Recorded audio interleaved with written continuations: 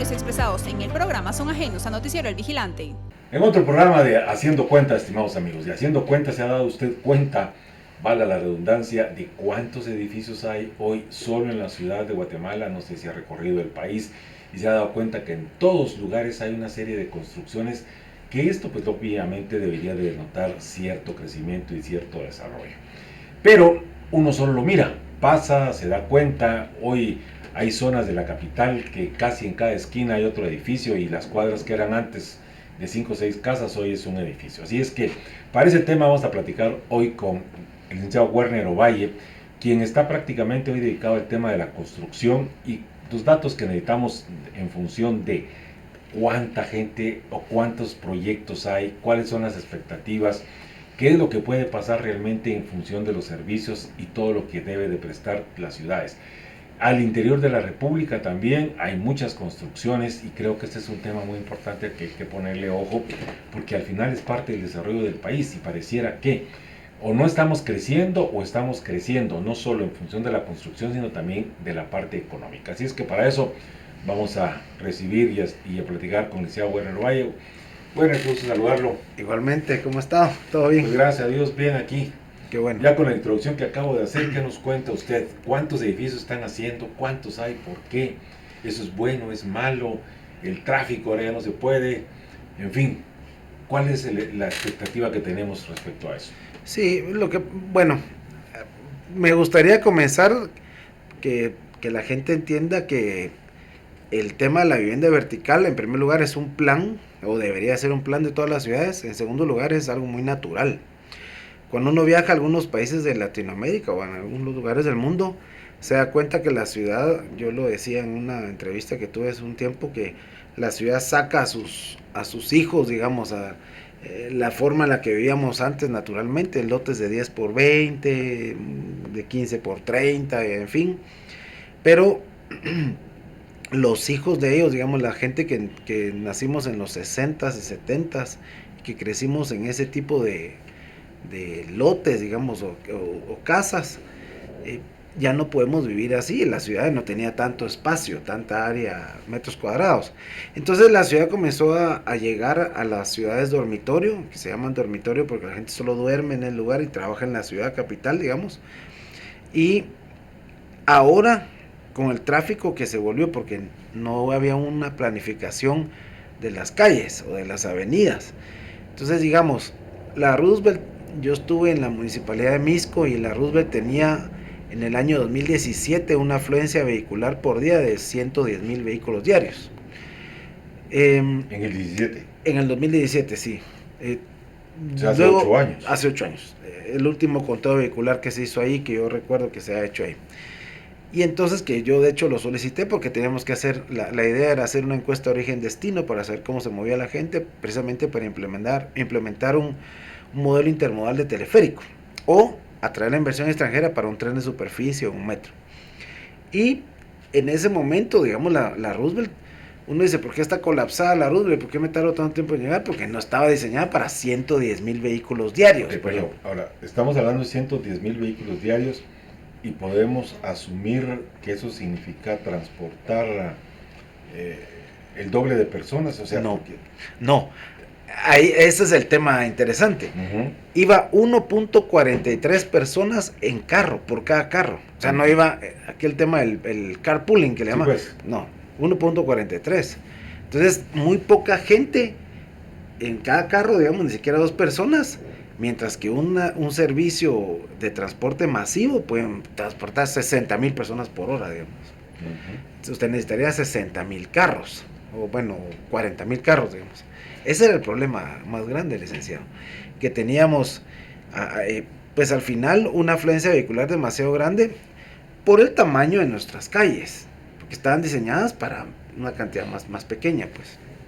Bueno, entonces, en principio, ese es el tema, digamos, del desplazamiento vehicular. O sea, si antes eran 8 años después, eso estaría el doble, qué sé yo. Una pues, cosa... Probablemente. Pero entonces, ahora, ese es el tema, digamos, del desplazamiento, repito. Pero cómo, digamos, he visto algunos edificios que no tienen una como salida o prácticamente el mismo constructor tiene que planteárselo a las municipalidades para dejar sus entradas, sus salidas, incluso a través de viaductos o cosas por el estilo. Y en esa parte, en función de eso, ¿cuál es el crecimiento entonces de la construcción?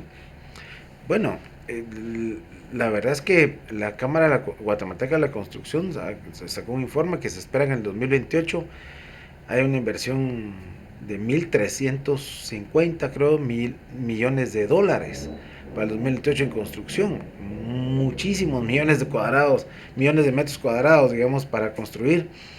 Y el crecimiento, según un tema de la empresa municipal de vivienda de Guatemala, el crecimiento es a razón de 4% de la necesidad. La necesidad de vivienda en Guatemala, en todo el país, es de casi 2 millones de viviendas, el déficit habitacional, digamos. Pero volviendo al tema de la construcción, hay varias estadísticas, digamos que todo esto es muy cambiante, pero pensemos que hay 200 edificios en cola, le llaman, porque son licencias que están metidas, sujetas o pendientes de aprobación en la ciudad capital, digamos, que es la que a veces tiene esta estadística. El tema, licenciado, es que la gente ya no puede vivir en la ciudad dormitorio. Entonces, resulta que usted vive más confortablemente y con más seguridad en un edificio, y es por eso que la gente se está yendo a vivir en un edificio. Yo antes vivía en una casa, hoy vivo en un edificio, y las amenidades, que eran la parte que uno pagaba solo, hoy la comparte. Pensemos que uno en su casa no puede tener piscina, vamos a poner un ejemplo. Y yo digo, bueno, yo no puedo tener piscina porque me sale muy caro, pero entre 25, 30, 100 vecinos pagar la piscina ya no es lo mismo, ¿no? Claro. Entonces son 25 quetzales de piscina, digamos. La seguridad, yo en mi casa no puedo tener un guardia, pero si somos 100 vecinos, entonces el tema de las amenidades, que son necesidades o lujos, podríamos llamarlo, compartido se vuelve más barato. Claro. Y eso solo se puede dar o en un condominio grande, pero con mucha necesidad de extensión territorial, o en una edificación vertical. Por ejemplo, la gente de la tercera edad, que así hablamos de las personas mayores, digamos, o las personas de la cuarta edad, que en España ya hay cuarta edad y nosotros a veces no llegamos. Me está poniendo a pensar dónde voy. Pero fíjese, yo creo que viven mejor en un edificio porque no hay gradas. Claro. 0 gradas. El ascensor, el departamento está al nivel del ascensor. Entonces viven más cómodamente en un edificio. Digamos, hay menos probabilidad de un accidente, ¿verdad? Entonces, la idea de la edificación vertical, pues al final es una copia quizás de los rascacielos tienen en Estados Unidos 100 años, más de 100 años. Entonces, no estamos descubriendo el agua azucarada. El rascacielos no son 20, 22. Aquí hay un edificio en zona 11 que tiene creo que 32 o 33 pisos, que es el que presume que es el más alto de todo Guatemala. Ya hay otra inversión en zona 14 que dice que va a ser un poco más alto. Creo que vamos a ir como poniéndonos uno a uno a ver quién hace el más alto. No sé si vamos a llegar a tener rascacielos, pero lo que pasa es que la gente se mueve con menos distancia. Y al moverse uno con menos distancia, es menos tiempo, y menos tiempo en el tráfico se convierte en más tiempo de calidad de vida para usted. Claro. Eso es lo que está pagando la gente. Al final de cuentas, todo este tema de la inversión, o más bien dicho, la compra de un apartamento por la casa, es comprar más paz, más sueño, más tiempo de ejercicio, más tiempo con los hijos. Entonces, es una necesidad natural. Al final no nos están vendiendo más que satisfacción personal, ¿verdad? Eso es lo que uno compra. Y obviamente, como siempre le digo a las personas con las que trabajo y les vendo, les digo, pues usted tenía 10 sacos, ahora solo tiene 5. Porque en las casas usted podía tener un closet grandote, ahora tiene que reducirlo. Tenía 40 pares de zapatos, ahora solo puede tener 15. Porque obviamente los espacios son más pequeños, ¿verdad? Pero así funciona. Bueno, y aquí hay otro tema muy importante que llama la atención cuando estamos hablando de edificios, como el tema sísmico. O sea, asumo, mira, pues, yo sin ser constructor, sin tener nada que ver con el tema, con los recientes temblores que hubieron, pues resulta de que al final yo hice una especie de análisis de lo que había sucedido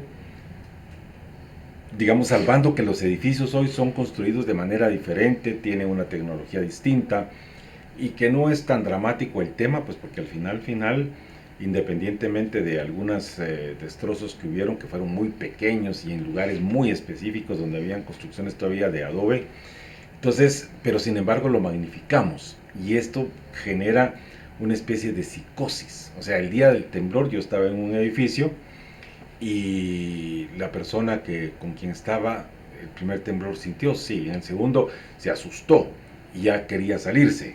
Entonces, ese es otro tema, pero bueno, solo lo menciono en función de mi recuerdo. Pero básicamente donde me quiero enfocar con la pregunta es al hecho de qué garantía o cómo se le vende a la gente, digamos, el edificio en función de la seguridad. Este edificio tiene tal cosa. A mí me han dicho que el de finanzas es una estructura de hierro que está sobre algunos, digamos, como rodos que se mueven cuando tiembla y que por eso, no sé. Pero usted que es el experto en el tema ahora de la construcción. Bueno, no soy ingeniero, pero le puedo decir que cuando uno busca el diseño, hay una parte importante que se llama el tema del diseño de la memoria de cálculo estructural, que básicamente lo que hace es someter a esfuerzos potenciales el diseño del edificio, digamos, y le calculan ciertas escalas en los terremotos, digamos, que pasaron, no sé, 7 y medio, 8, lo que sea. Y ellos calculan que el diseño del edificio con sus zapatas y las columnas y las vigas y todo lo que lleva, lo va a resistir. En Guatemala hay una ingeniería muy importante, muy buena. Lo que pasa es que la ingeniería, gracias a Dios, es como algunas otras ramas, como la medicina, que usted descubre algo en Japón y luego se va trasladando el conocimiento y ya nos llegó a Guatemala. Japón, digamos, es experto en temas de sismos y ahí tienen rascacielos, pues.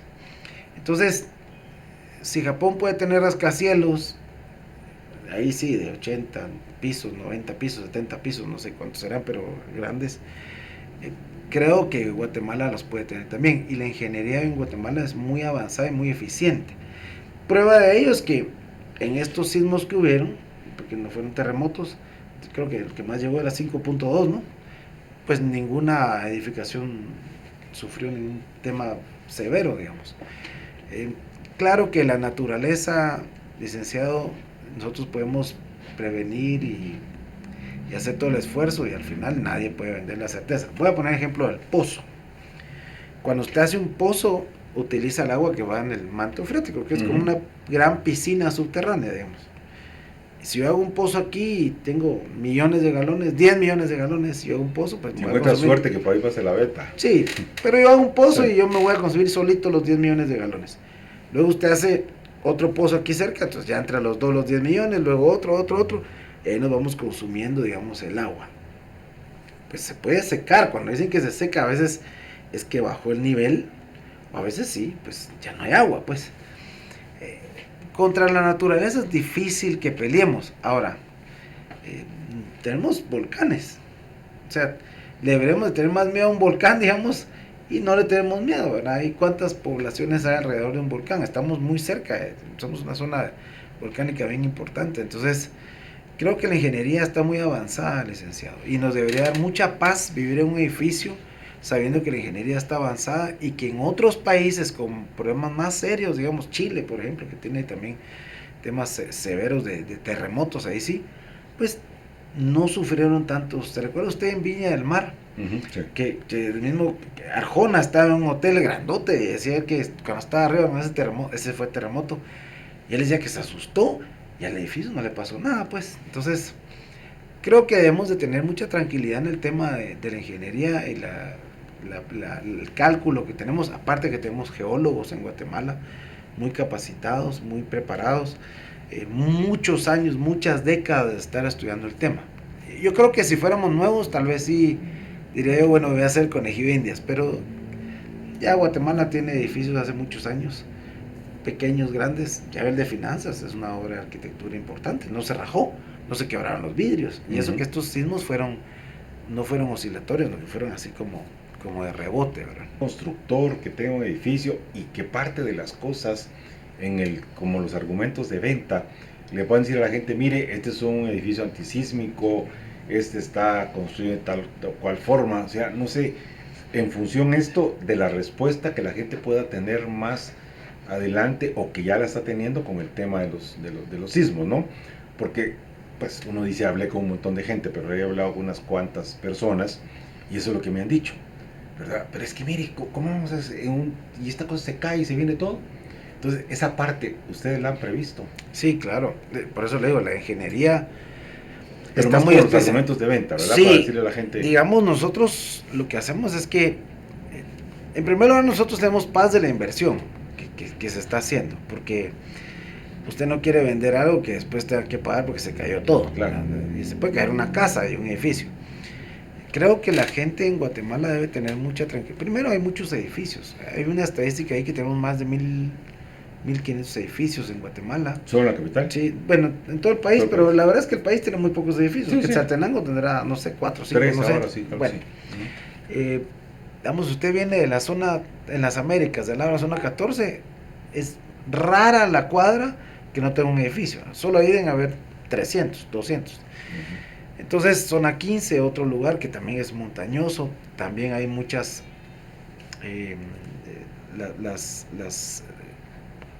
¿cómo se llaman estas? Las de los, bueno, se me olvidó el nombre, ahorita voy a recordar. Las que están en de los terremotos, de las placas tectónicas, se me olvidó el nombre, ahorita voy a recordar. Las fallas. Las fallas, nosotros tenemos, están estudiadas todas las fallas. Y hay lugares donde están muy marcadas las fallas. Digamos, cuando usted vaya a hacer un edificio, usted habla con un geólogo y el geólogo le dice, mira, aquí hay una falla y usted mejor si no construye ahí o muy cerca de ahí. Como ya están estudiadas, por eso le digo que la ingeniería está avanzada.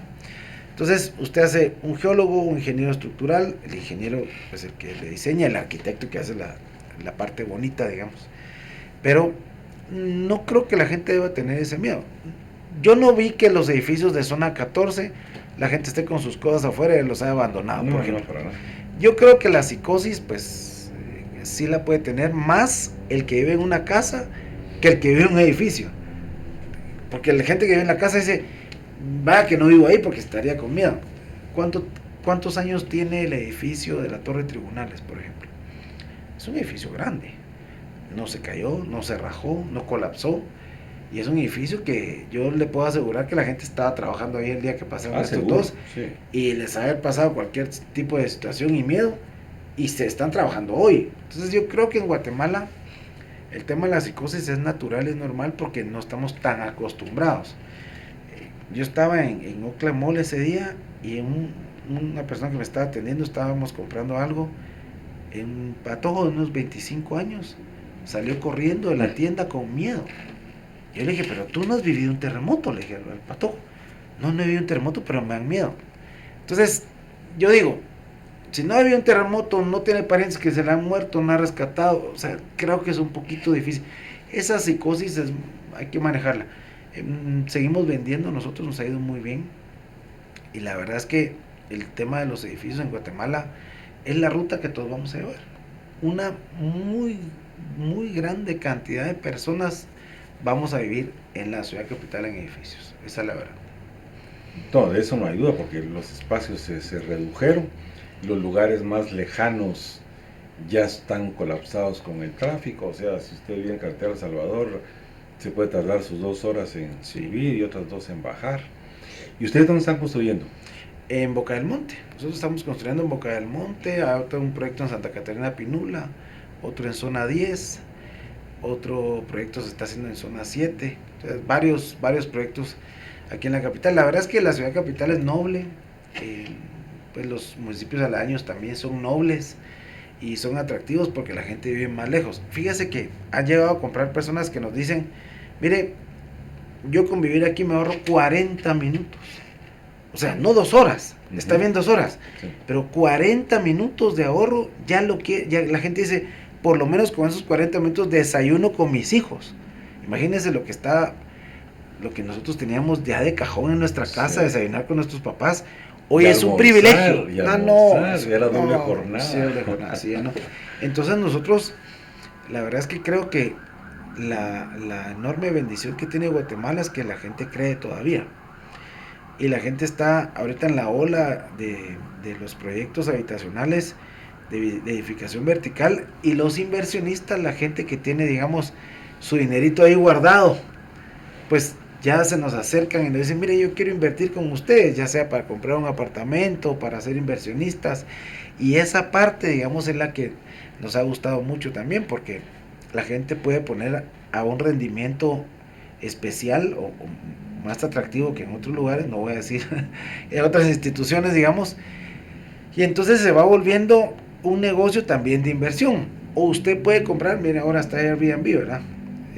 Perdón que diga la marca, pero ya la dije. Sí. Pero digamos, usted puede comprar un apartamento para rentarlo día a día, que es otra gran ventaja. Que No, antes ahí no quiero, estaba. quiero entender. Usted mencionó la inversión, o sea, o compra, o sea, compro un apartamento y lo pongo en el Airbnb, o puedo, digamos, darle plata a usted. Sí, Esa es la inversión. sí, se hace inversión, entonces Ok. se hace un cofinanciamiento, digamos, entre todos, y entre un grupo de personas se desarrolla un edificio, digamos. Que ese es un modelo de inversión que no es nuevo, no estamos inventando, funciona Claro. en un montón de lugares, en Guatemala funciona hace mucho tiempo, y que es un modelo que es bastante atractivo porque usted gana más dinero que, digamos, tener el dinero Sí, pues. en otra institución, ¿verdad? Que vamos a omitir. Por la plusvalía que le genera la plata. Puro rendimiento. Sí, sí, pues. Digamos, voy a decir algo, usted tiene un dinero guardado, Por un... le va a generar 0,5% al año, y aquí pues pensemos que le genera 4 al año, o sea, ya es 8 veces más, pues. Claro. Estoy diciendo un número X. Sí, sí. Entonces, Pero no más que un depósito a plazo. sí, también. También. Sí, mucho más, mucho más. Sí, mucho más que un depósito. Porque lo que pasa es que si usted compite con las instituciones financieras tradicionales, pues la verdad es que le van a ganar. Ellos tienen más solvencia, más estabilidad, más prestigio, más años. Entonces, le van a ganar. Uno tiene que volverse un poquito más agresivo y dar un poquito más de rentabilidad. No exagerado, pero un poquito más de rentabilidad para que la gente lo sienta atractivo, ¿verdad? Y que se atreva a sacar su dinero de donde está y ponerlo en una inversión, ya sea como accionista o con rendimiento con pagarés, digamos, que es la opción. Bueno, esa parte sí suena muy, muy interesante porque, digamos, no es lo tradicional, ¿verdad? Y esto le digo porque me he encontrado con algunas personas, es que, ¿y en qué invierto, pues? ¿Y dónde? No, mejor hay que esté guardado, gano poquito, pero ahí está seguro, relativamente, Sí, ¿verdad? sí. Le voy a contar un caso de una persona que se nos acercó y me dijo, mire, mi papá nos heredó una finca, dos hermanas y a él. Y nos dieron, no me crea, pero creo que era como 10 millones de quetzales. Y tuve miedo de invertirlo y gastarme y usar la herencia y malgastar la herencia de mis hermanas, y compré bonos. Pues no está mal.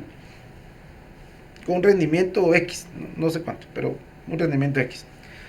Entonces yo le dije, pudiste haberte diversificado. Porque la idea no es que usted agarre todos sus ahorros o rompa todo el cochinito, le digo a la gente, y todo lo meta en un lugar. La mejor forma de invertir es tener una diversificación y tener un portafolio de inversiones variado.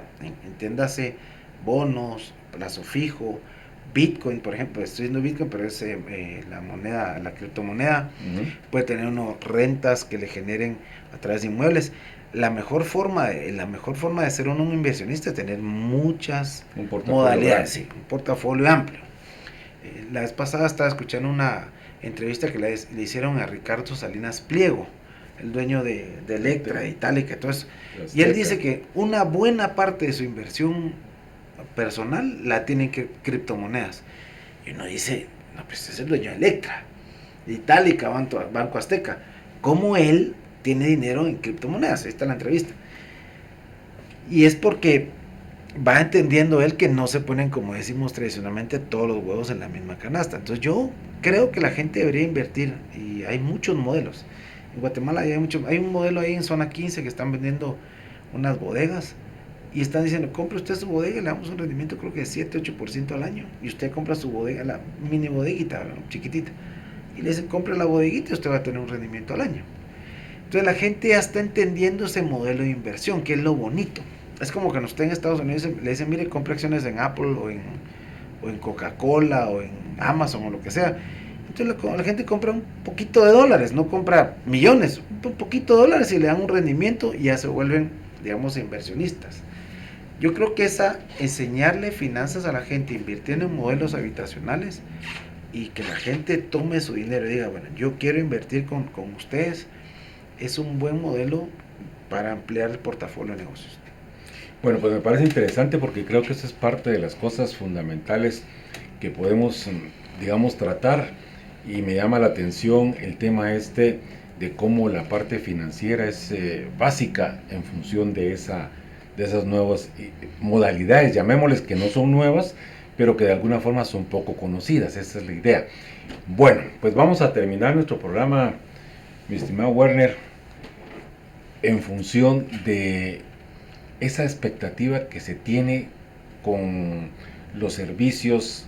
De alguna forma hay una explosión de la construcción, sí, ¿verdad?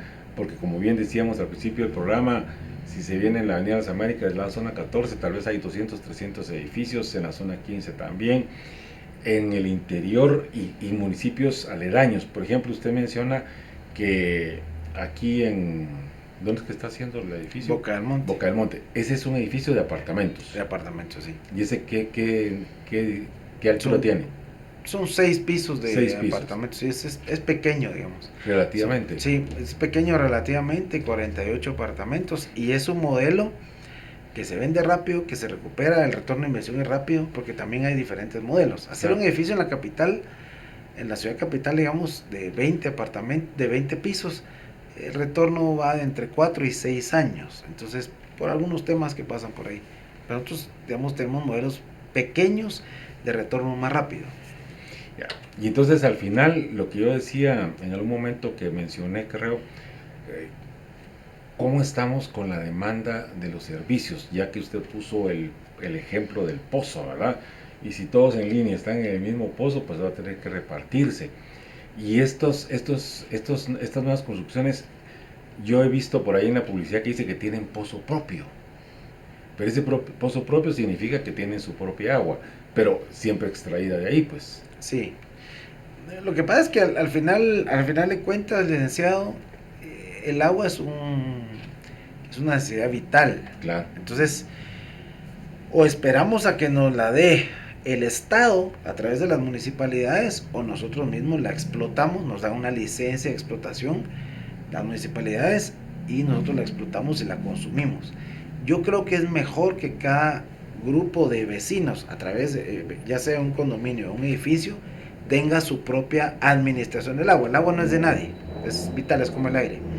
Entonces, es mejor que la tenga. La verdad es que, independientemente que se acabe en 5, 10 años, 20 años, 100 años, se seque el pozo, digamos, como coloquialmente se dice, es mejor que la tenga. Yo creo que hay más garantía. Cuando usted le dice, mire, aquí no dependemos de casi ningún servicio, sería ideal hasta que usted tuviera su propia energía eléctrica, pues, por ejemplo. Bueno, ahora con los paneles solares, tal vez. Sí, lo que pasa es que se necesita mucho, pero sí, digamos, podría ser alguna opción. Mientras más autónomo sea el edificio donde usted vive, mientras menos servicio requiera de fuera, es mejor.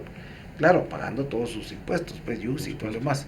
Pero sí es mejor que tenga el pozo. La verdad es que hay más garantía. No sé si las municipalidades están dispuestas a dar agua en un pedacito de tierra a un montón de gente, porque recuérdese usted que el agua, si las municipalidades tienen problemas bien serios de agua. La verdad es que sí. Pues bueno, creo que esta es parte, digamos, importante de una serie de pláticas y reportajes que vamos a tener en función del tema de la construcción, porque al final es parte del desarrollo. Y una cosa importantísima que tenemos que tomar en cuenta es que el país sigue creciendo de alguna manera, a pesar de las circunstancias. Recuerden ustedes que somos la economía más grande de Centroamérica y del Caribe, y la macroeconomía siempre anda por un 3.2, 3.5, incluso a pesar de las circunstancias y de los frenos que nos han puesto pues algunas instituciones y los endeudamientos que nos han dado otras. Así es que este tema es realmente muy importante. Werner, gracias por haber aceptado la invitación, que platiquemos de este tema. Espero que Gracias. lo vamos a hacer con otras personas también para darle más difusión al tema de lo que es la construcción en Guatemala. Muchísimas gracias. A ustedes. Que estén muy bien. Gracias. Gracias a ustedes, estimados amigos. Recuerden ustedes que mi nombre es Carlos Córdoba y todo lo que hacemos es por amor a Guatemala. Que estén bien. Haciendo Cuentas con Carlos Córdoba. Los comentarios expresados en el programa son ajenos a Noticiero El Vigilante.